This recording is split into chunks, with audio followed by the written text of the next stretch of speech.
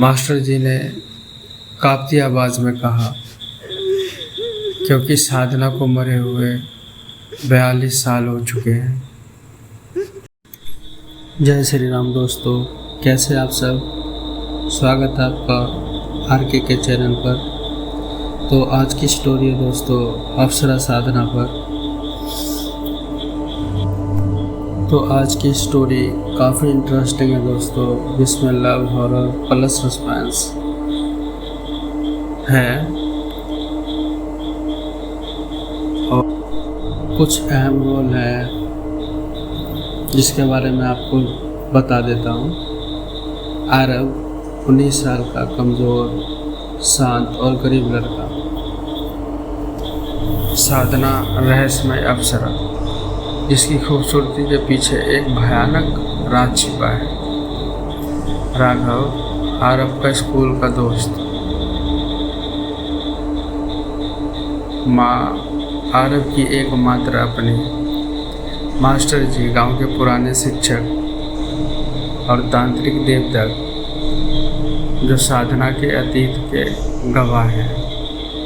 तो चलिए स्टोरी को स्टार्ट करते हैं। रात के लगभग 12 बज रहे थे। आसमान में बादल थे। तेज हवा के साथ पैरों की टहनियाँ ऐसे हिल रही थी जैसे कोई अंधेरे में खड़ा होकर उन्हें पकड़कर झकझोर रहा हो। एक सुनसान सड़क पर एक लड़का तेजी से घर की तरफ भाग रहा था। उसका नाम था आरव, लेकिन आज की उसकी चाल में डर से ज़्यादा दर्द था। उसकी स्कूल की शर्ट फटी हुई थी,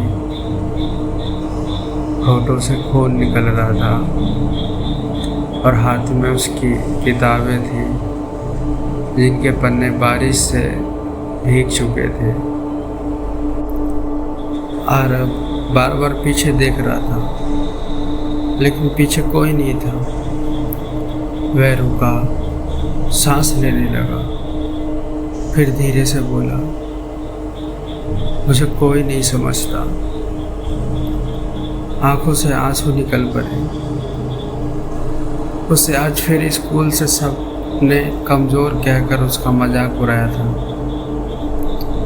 राघव और उसके दोस्तों ने उसकी किताबें छीन ली थी। उसका टिफिन ज़मीन पर फेंक दिया था और जाते जाते राघव ने कहा था, तो आदमी है या लड़की, हर बात पर डर जाता है। पूरी क्लास हंस रही थी। आरव कुछ नहीं बोला। वह हमेशा की तरह चुप रहा, क्योंकि बचपन से उसने यही सीखा था, कमज़ोर आदमी की आवाज़ कोई नहीं सुनता। घर पहुंचने के लिए उसे एक पुराना रास्ता पार करना पड़ता था। वह रास्ता जंगल के बीच से होकर जाता था। गांव में उस रास्ते को लोग अप्सरा वाला रास्ता कहते थे कि कई साल पहले उसी रास्ते पर एक बेहद खूबसूरत लड़की दिखाई देती थी। जो भी उसे देखता वह उसके पीछे चल पड़ता और फिर कभी वापस नहीं आता। आरव इन बातों को हमेशा अंधविश्वास समझता था, लेकिन उस रात सब कुछ बदलने वाला था। आरव जंगल के बीच पहुंचा ही था कि अचानक बारिश तेज हो गई। वह एक पुराने बरगद के पेड़ के नीचे रुक गया। तभी उसे किसी लड़की के रोने की आवाज़ सुनाई दी, बचाओ। आरव चौंक गया। उसने इधर उधर देखा, फिर आवाज़ आई, कोई है? आरव डरते हुए बोला, कौन है? पैरों के पीछे से एक लड़की बाहर आई। सफ़ेद कपड़े, कमर तक लंबे काले बाल, चेहरा इतना खूबसूरत कि आरव कुछ सेकंड के लिए उसे देखता ही रह गया। लड़की के पैरों में पायल थी, लेकिन सबसे अजीब बात, बारिश में सब कुछ भीग रहा था, उसके कपड़े भी, लेकिन उसके बालों से एक बूंद भी पानी नहीं टपक रहा था। लड़की ने पूछा, तुम मुझे घर तक छोड़ दोगे? आरब ने डरते हुए पूछा, तुम इतनी रात को यहाँ क्या कर रही हो? लड़की मुस्कुराई, मैं रास्ता भूल गई हूँ। आरब ने उसकी तरफ हाथ बढ़ाया, चलो। जैसे ही लड़की ने उसका हाथ पकड़ा, आरब का पूरा शरीर ठंडा पड़ गया। उसका हाथ बर्फ जैसा ठंडा था। लड़की ने धीरे से पूछा, तुम्हें भी सबने ठुकरा दिया है? आरब ने उसकी तरफ देखा, तुम्हें कैसे पता? लड़की मुस्कुराई, क्योंकि तुम्हारे आंखों में वही दर्द है जो मेरी आंखों में था। आरब कुछ नहीं बोला। दोनों जंगल से चलने लगे। कुछ दूर जाने के बाद लड़की ने कहा, मेरा नाम साधना है। आरब ने कहा, मैं आरब हूँ। साधना रुक गई। उसने पहली बार आरब की आंखों में सीधे देखा, फिर बोली, आरब, तुम्हें पता है तुम बहुत अलग हो। आरब हंस पड़ा, अलग नहीं, कमज़ोर हो। साधना की मुस्कान गायब हो गई। जिसे दुनिया कमज़ोर समझती है, कभी कभी वही सबसे ज़्यादा खतरनाक बन जाता है। आरब ने इस बात का मतलब नहीं समझा, लेकिन उस रात से साधना उसकी ज़िंदगी में आ चुकी थी। अगली सुबह आरब ने सोचा, शायद वह लड़की कोई सपना थी, लेकिन स्कूल जाते समय उसे वही पायल की आवाज़ सुनाई दी, छन छन छन। आरब पीछे मुड़ा। साधना सड़क के दूसरी तरफ खड़ी थी। वह मुस्कुरा रही थी। आरब उसके पास गया। तुम यहाँ? साधना बोली, मैंने कहा था ना, मैं तुम्हें ढूंढ लूँगी। उस दिन से साधना रोज़ आरब से मिलने लगी। कभी स्कूल के बाहर, कभी नदी के किनारे, कभी जंगल में, और कभी आरब के कमरे के खिड़की के बाहर। साधना आरब की बातें सुनती थी। जब वह रोता था तो उसे चुप कराती थी। जब स्कूल में कोई उसका मजाक उड़ाता तो कहती, एक दिन यही लोग तुम्हारे सामने सिर झुकाएंगे। आरब को पहली बार लगा कि कोई उसे अपना समझता है। धीरे धीरे उसे साधना से प्यार हो गया। एक शाम नदी के किनारे आरब ने साधना से पूछा, तुम हमेशा मेरे साथ रहोगी? साधना ने कुछ सेकंड चुप रहकर कहा, अगर तुम मेरा साथ नहीं छोड़ोगे तो मैं तुम्हारा साथ कभी नहीं छोड़ूंगी। आरब मुस्कुराया, लेकिन साधना की आंखों में उस समय एक अजीब सा डर था, जैसे वह जानती हो कि उनका साथ ज़्यादा देर तक नहीं चलने वाला। एक दिन आरब ने साधना से उसके घर के बारे में पूछा, तुम रहती कहाँ? साधना ने जंगल की तरफ इशारा किया। वहीं आरब ने कहा, लेकिन वहाँ तो कोई घर नहीं है। साधना ने जवाब नहीं दिया। आरब ने फिर पूछा, तुम्हारे माता पिता? साधना का चेहरा अचानक बदल गया। उसने कहा, मेरा कोई नहीं है, और वहाँ से चली गई। उस रात आरब को नींद नहीं आई। उसने तय किया कि वह लोग उसे अप्सरा कहते थे, लेकिन एक रात उसकी हत्या कर दी गई। आरब ने पूछा, किसने? मास्टर जी ने जवाब नहीं दिया, बस इतना कहा, जिसने उसे मारा उसने उसकी आत्मा को बांध दिया था। उस रात आरब साधना से मिलने जंगल गया। साधना पहले से वहां मौजूद थी। आरब ने सीधे पूछा, तुम मर चुकी हो? साधना चुप रही। आरब की आंखों में आंसू आ गए। मुझसे झूठ क्यों बोला? साधना ने धीरे से कहा, क्योंकि मुझे डर था कि सच जानकर तुम भी मुझे छोड़ दोगे। आरब बोला, तुमने मुझे कभी नुकसान नहीं पहुंचाया। साधना ने कहा, अभी तक नहीं। आरब डर गया, अभी तक? साधना उसके करीब आई। आरब, मेरे अंदर दो चीजें हैं, प्यार और बदला। हवा अचानक तेज हो गई। पेड़ों की शाखाएं टूटने लगी। साधना की आंखें कुछ पल के लिए पूरी तरह काली हो गई, फिर सामान्य हो गई। उसने कहा, मुझे आज भी उस रात की हर चीख याद है। आरब ने पूछा, तुम्हारे साथ क्या हुआ था?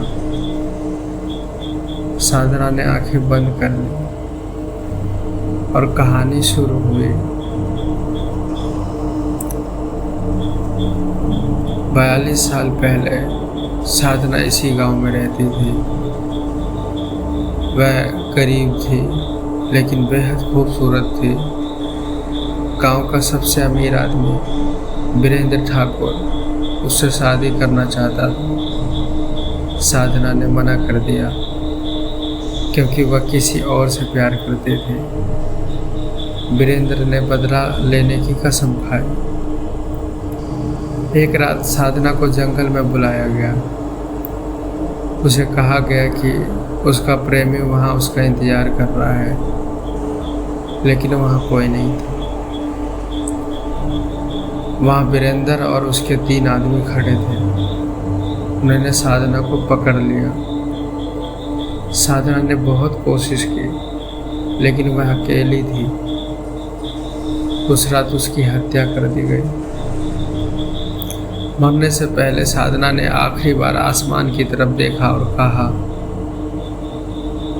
जिसने मेरे प्यार को मुझसे छीना है, मैं उसकी 7 पीढ़ियों का पीछा करूंगी। वीरेंद्र डर गया। उसने एक तांत्रिक को बुलाया। तांत्रिक ने साधना की आत्मा को जंगल के पुराने बरगद से बांध दिया, लेकिन तांत्रिक ने एक गलती कर दी। उसने साधना की आत्मा को पूरी तरह नष्ट नहीं किया। उसका प्रेम बचा रहा, और वही प्रेम आज तक उसकी आत्मा को इंसान बनाए हुआ। आरब ने पूछा, लेकिन इसका मुझसे क्या संबंध है? साधना ने कुछ नहीं कहा। आरब ने फिर पूछा, मुझे सच बताओ। साधना की आंखों से आंसू निकल आए। तुम वीरेंद्र ठाकुर के वंशज हो? आरब पीछे हट गया। नहीं। साधना बोली, तुम्हारे परदादा वीरेंद्र थे। आरब को जैसे बिजली का झटका लगा। उसने कहा, लेकिन मैंने तुम्हारा कुछ नहीं बिगाड़ा। साधना उसके पास आई। मुझे पता है। फिर मुझे क्यों?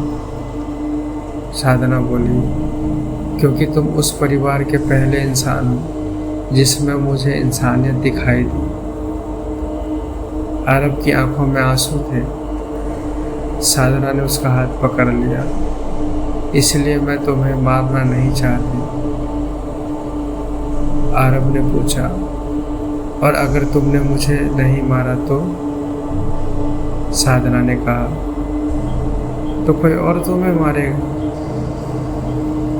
आरब ने डर कर पूछा, कौन? साधना ने जंगल की तरफ देखा। वह जिसने मेरी आत्मा को बांधा था।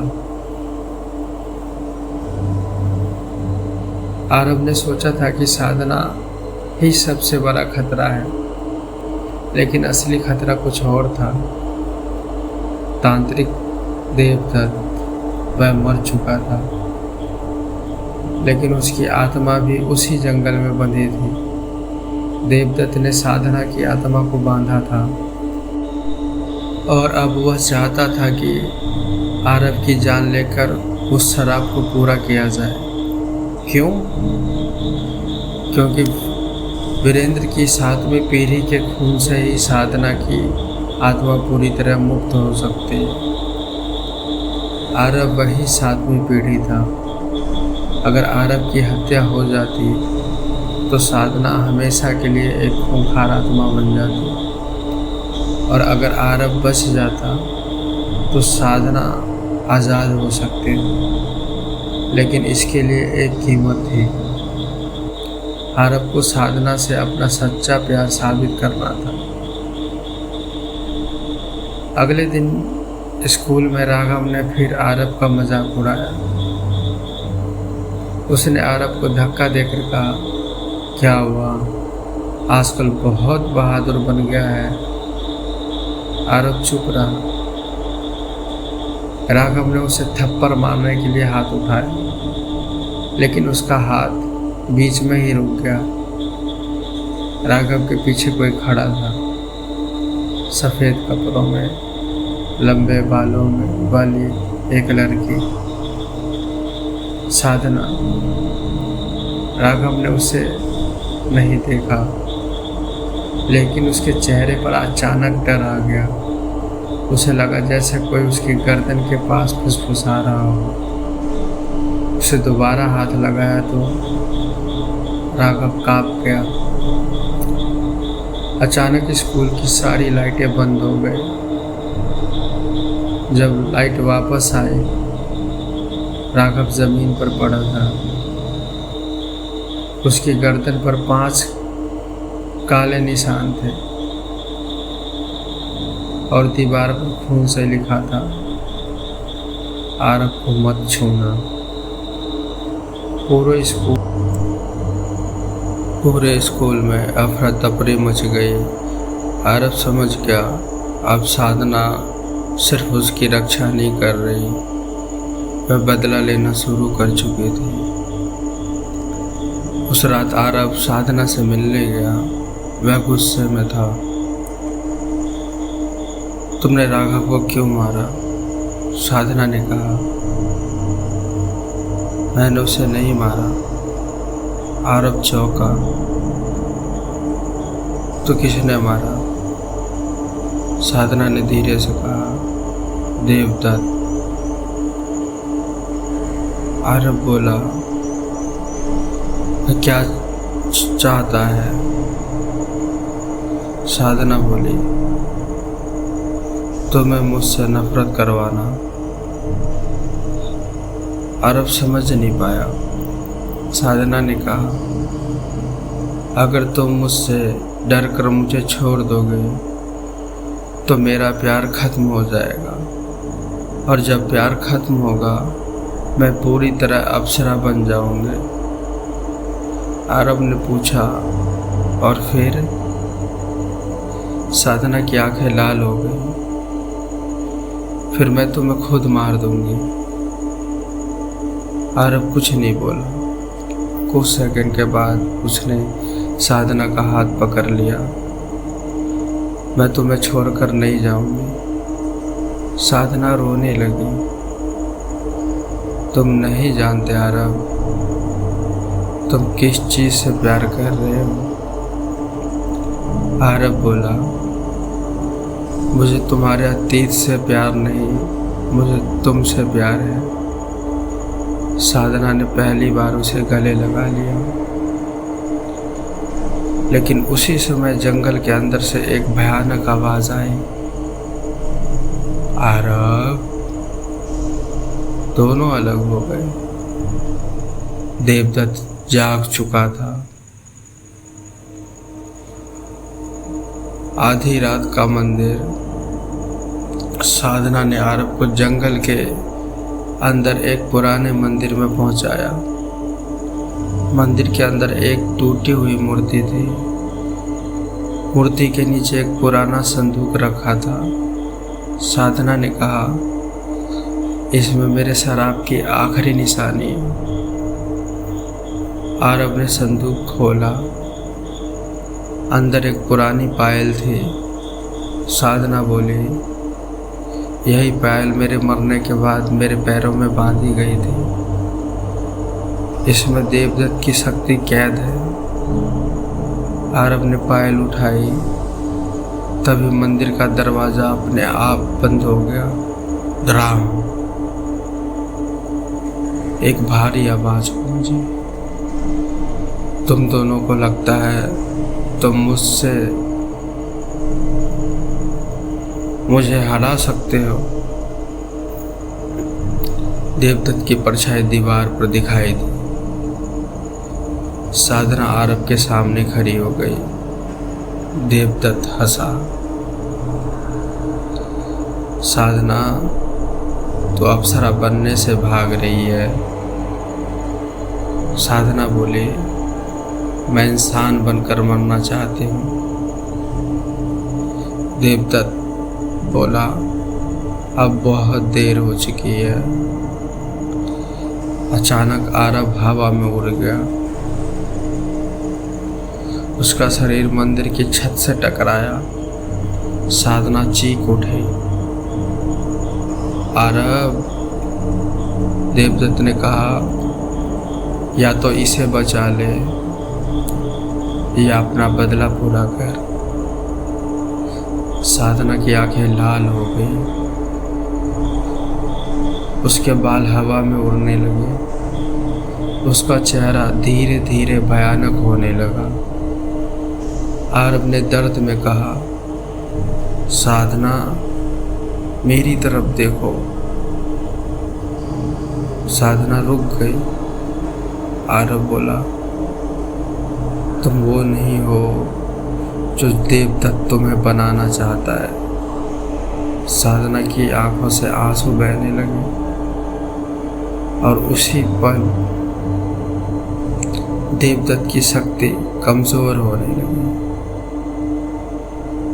साधना ने अचानक से आरव से कहा, आरव, मुझे मार दो।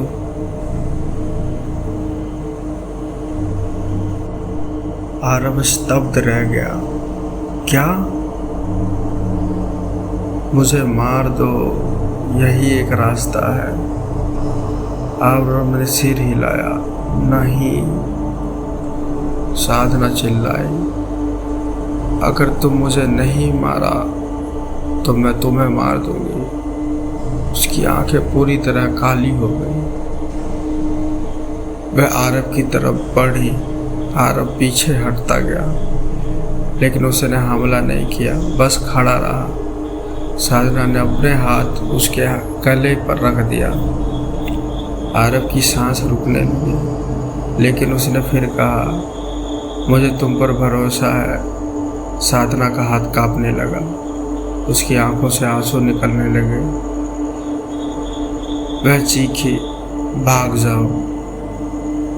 आरव बोला, नहीं, मैं तुम्हें मार दूंगी।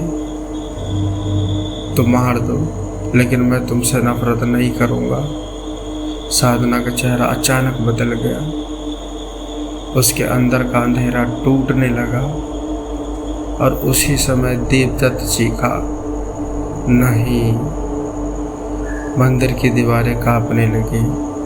साधना के शरीर से एक तेज रोशनी निकली।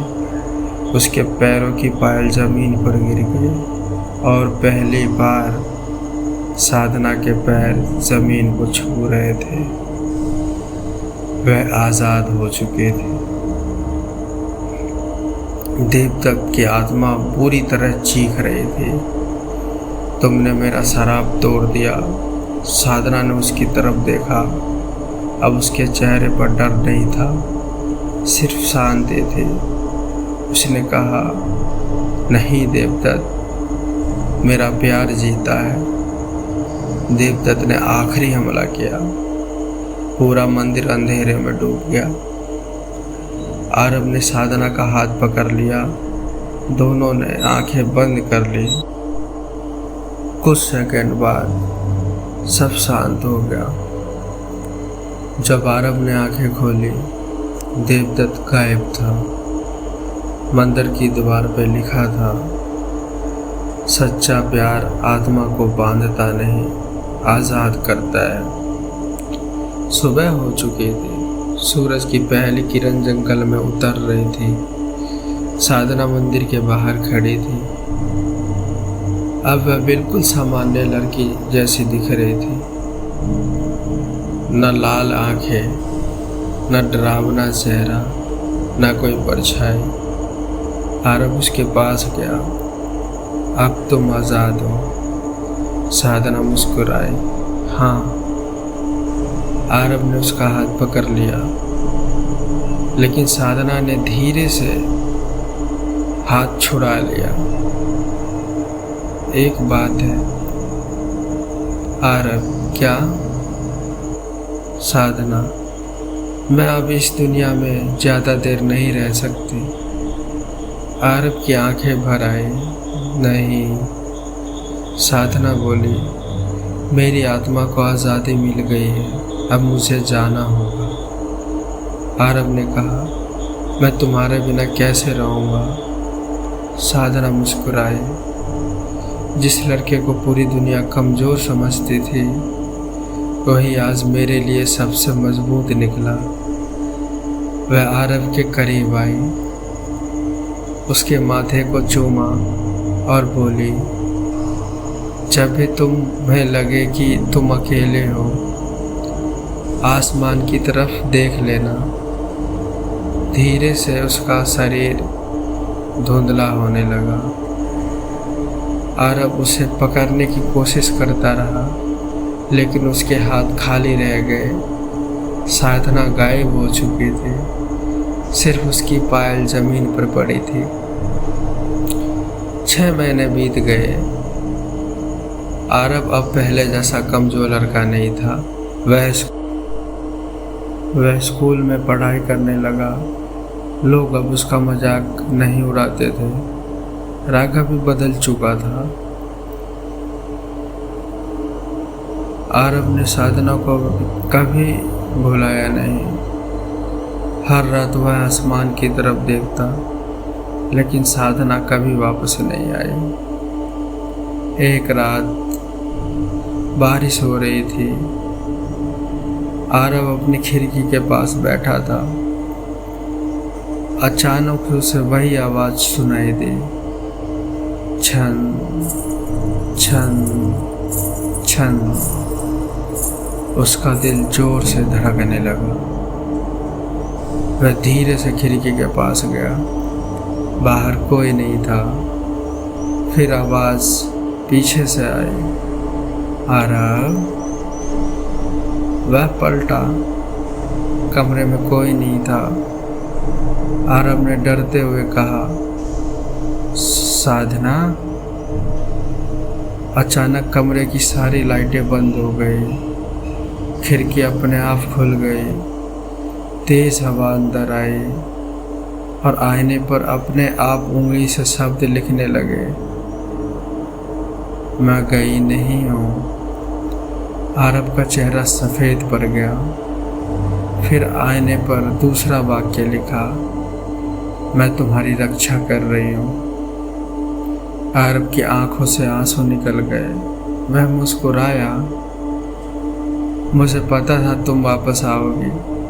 लेकिन तभी आईने पर तीसरा वाक्य लिखा गया, इस बार अक्षरों से खून टपक रहा था।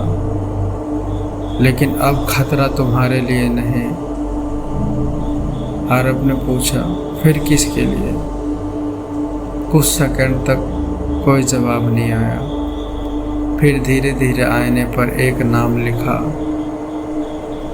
राघव। उसी समय आरव के फोन की घंटी बजी। स्क्रीन पर राघव का नाम था। आरव ने फोन उठाया। दूसरी तरफ राघव की बुरी तरह काँप रहा था। आरव, जल्दी मेरे घर आ। आरव ने पूछा, क्या हुआ? राघव रोते हुए बोला, मेरे कमरे की खिड़की के बाहर एक लड़की खड़ी है। आरव ने पूछा, कैसी लड़की? कुछ सेकंड खामोशी रही। फिर राघव ने कांपती आवाज में कहा, सफेद लंबे बाल। आरव का चेहरा जम गया। लेकिन अगले ही पल राघव चीख पड़ा, आरव, वो साधना नहीं है। फोन कट गया।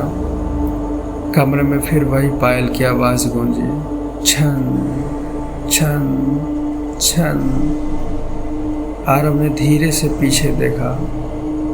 साधना उसके पीछे खड़ी थी, लेकिन इस बार उसकी आंखें लाल नहीं थी। उसका चेहरा शांत था। वह सिर्फ इतना बोली, आरव, कहानी अभी खत्म नहीं हुई है। और उसके पीछे अंधेरे में एक दूसरी लड़की की परछाई दिखाई दी। एक ऐसी परछाई जिसका चेहरा नहीं था। समाप्त या शायद नहीं। दोस्तों, स्टोरी को यहीं पे हम एंड करते हैं। पार्ट 2 बहुत जल्द आप लोगों के बीच आ जाएगा। बस कमेंट में बताइए आप किस शहर से हैं और अपना नाम, और पार्ट 2 के लिए भी कमेंट करिए। और कहानी कैसी लगी ये भी ज़रूर बताना दोस्तों। बहुत मेहनत लगती है इतनी अच्छी कहानी लाने के लिए। तो हमें भी आपका प्यार मिलना चाहिए, इससे हमारा मोटिवेशन बढ़ेगा। और अगर कोई कमी हो तो आप लोग कमेंट में बता सकते हैं दोस्तों। तो ज़रूर बताना दोस्तों कहानी कैसी लगी। अपनों का ख्याल रखिए, स्वस्थ रहिए। धन्यवाद। और यहाँ तक आ गए दोस्तों तो चैनल को ज़रूर सब्सक्राइब करना। इससे हमें पता लगेगा कि आरके की लॉयल फैमिली हो आप।